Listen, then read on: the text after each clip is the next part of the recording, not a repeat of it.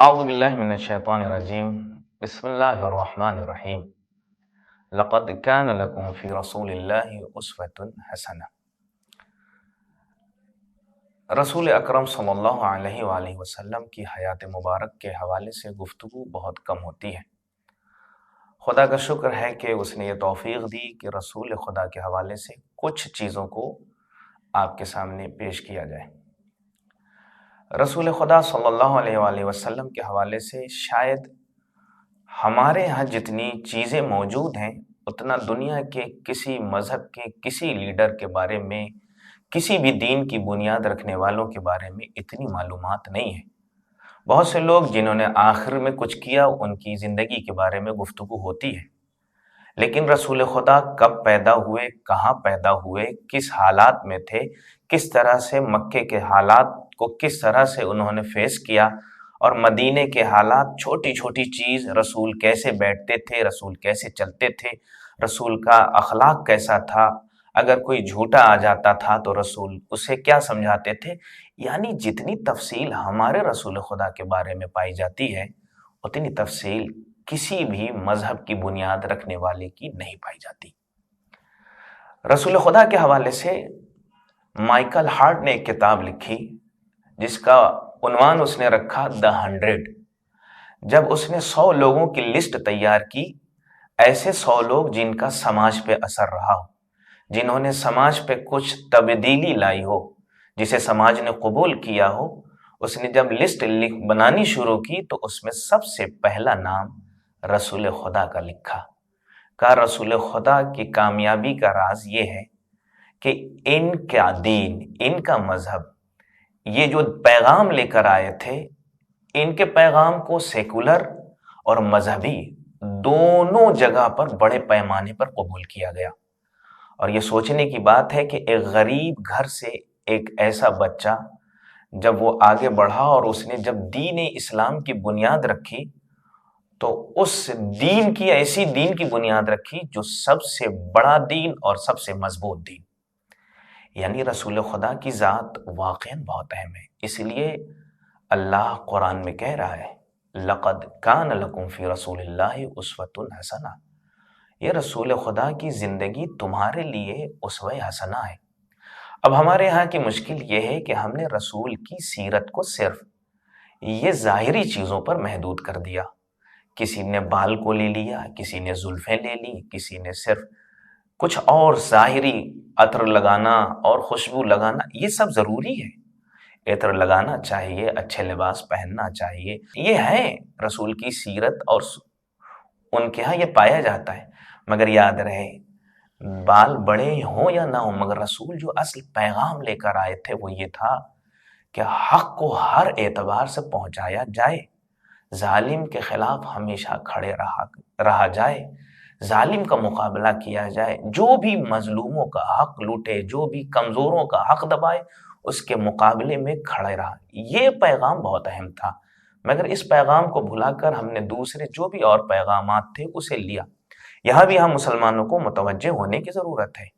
ہمارے پاس جو چیز ہے اس سے بہتر کوئی چیز نہیں۔ ہمارا رسول خدا کے حوالے سے ایسے ایسے مطالب، واقعاً میں یہاں پر ذکر کرنا چاہتا ہوں، سارے لوگ شجاعت کا تذکرہ کرتے ہیں، اور ہمارے یہاں واقعاً جب بھی رسول خدا نے جتنی جنگیں کی ہیں اس میں دیکھا جائے تو اس جنگ میں جو دفاعی جنگ تھی، اس جنگ میں مولا کائنات کی بہادری کا کلمہ پڑھا جاتا ہے، اور واقعاً علی کی شجاعت بے مثال تھی۔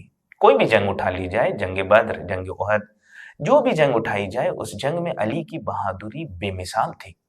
مگر کمال یہ ہے کہ جب علی بہادری کا تذکرہ کر رہے ہیں تو علی جیسا بہادر جب وہ تذکرہ کر رہا ہے تو کہہ رہا ہے کہ میری نظر میں سب سے بڑے بہادر کا نام وہ محمد عربی ہے۔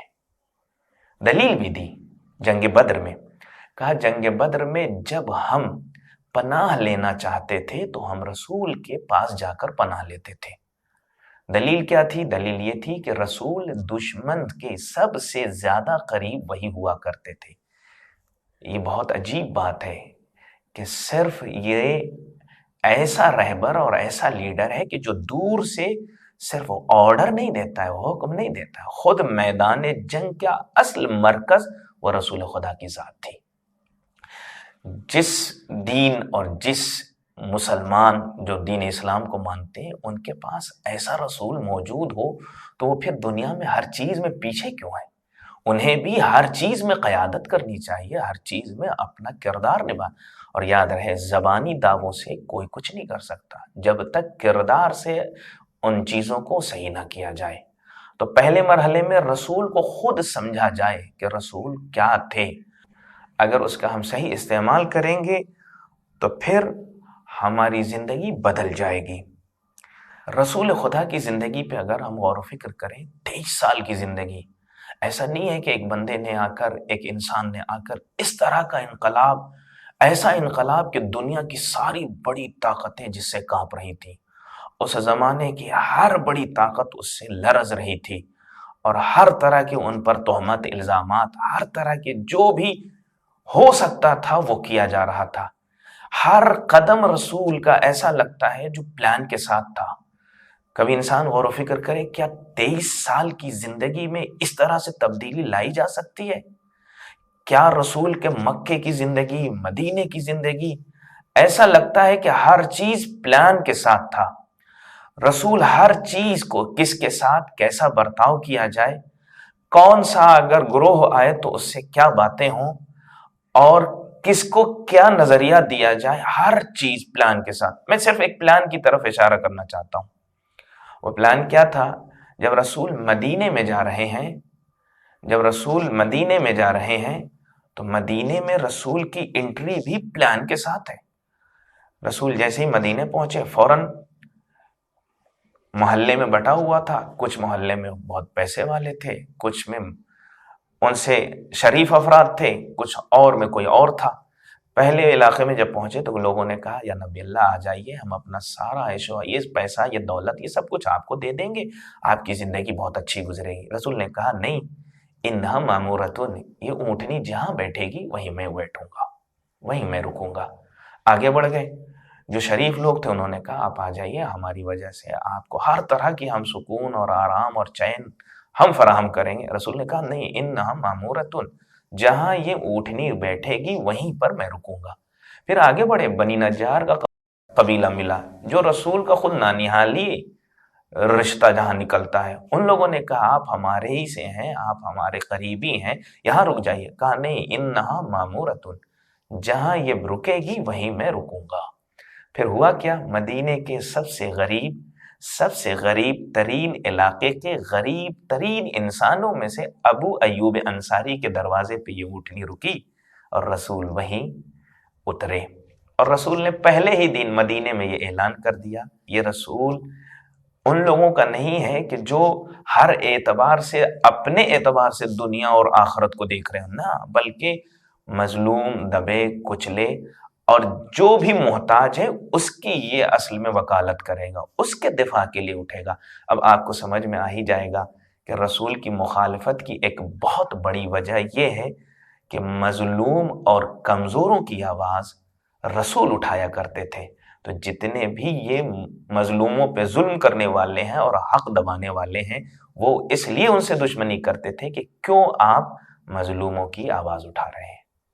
خدا سے آخر میں دعا ہے، خدایا ہمیں رسول کی سیرت پہ چلنے کی توفیق عطا فرما۔